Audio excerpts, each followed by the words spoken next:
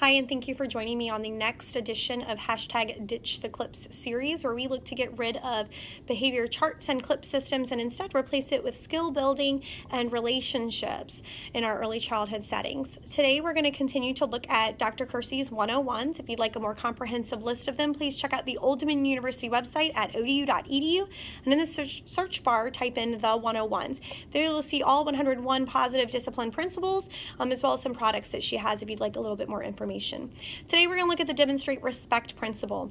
One of the biggest things with that demonstrate respect principle is remembering that kids are not innately born with the idea of respect. Okay, so respect is one of those things that's a cultural norm. It's a societal norm. So it's important to set that classroom norm within your classroom, but also be respectful of differences in cultures. So we always cite that whole eye contact difference among different cultures.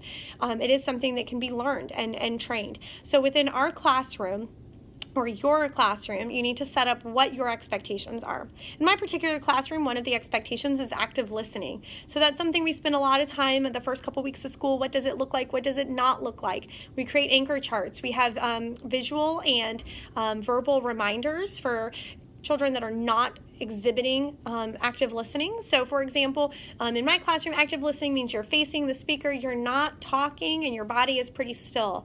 The reason I have your body pretty still, even though they're young learners, is because I don't want this number while somebody is talking. Because if you're trying to get the speaker's attention, then you're thinking about what you want to say and not what the speaker is saying. So I do give them tools to get their wiggles out even during a lesson. So we'll talk about that at another time.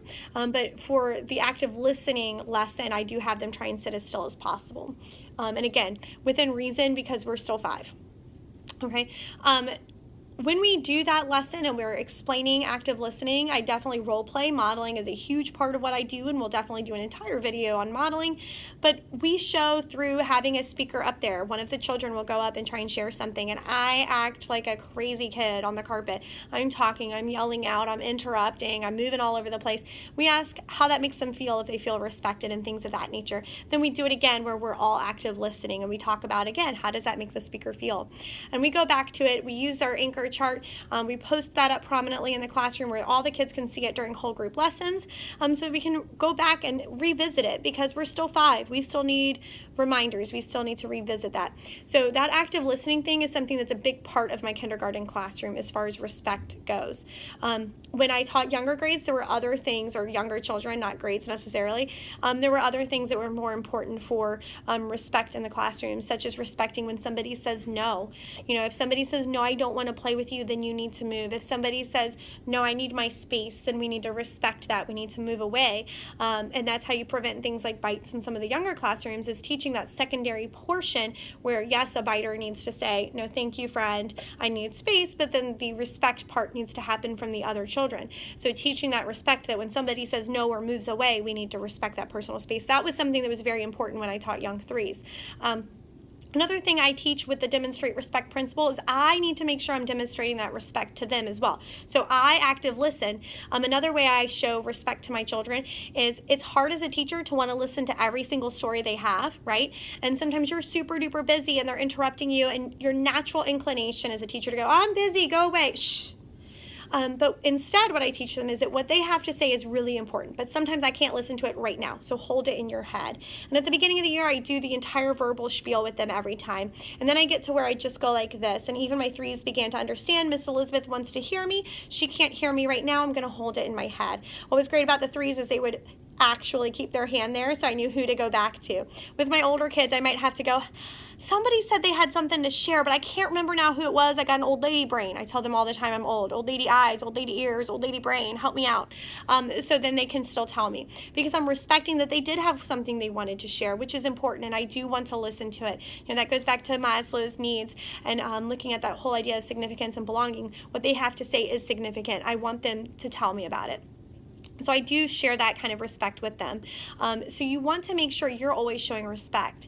That also means that when you're talking to other teachers, whether it's about another teacher or just to an assistant in the classroom, or maybe you're talking about a parent that's been driving you nuts, the children are always listening. even when they're very young, when you're dealing with toddlers, they still get the gist of what you're saying and how you're saying it. So that whole idea of body language and your words and what you're saying, even when you're not saying it directly to the student, is very, very important. So you need to make sure you're always demonstrating respect, even about and to others that aren't in the vicinity of you.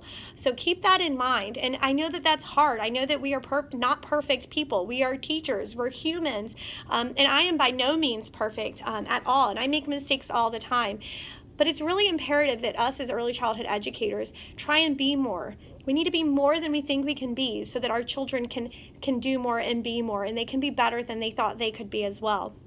So just going, well, sometimes I'm just going to be nasty is not an okay excuse, you know? And I know I'm human, and sometimes I need to vent also, and sometimes that might be the only time I have to tell my assistant teacher something.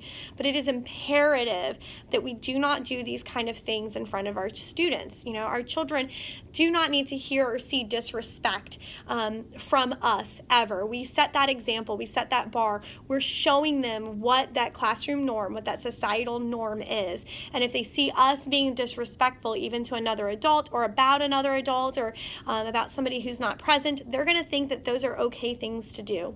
And I know it is hard. And again, I make mistakes, and I am human, and you are human, and we're going to make mistakes, but we always need to shoot for the moon. You know, we need to be better than we think we can be, because our littles are worth it. Our littles' future is worth it. I'd love to hear more about what you do for respect in your classroom. Feel free to message me here on YouTube and subscribe to the channel, or find me on Twitter, Instagram, and Facebook. I would love to hear how your journey is going with these, and we will definitely address another 101 in another video coming up shortly. So thank you so much for joining me, and I hope all of these tips are kind of helping you as you go through your school year. Thank you.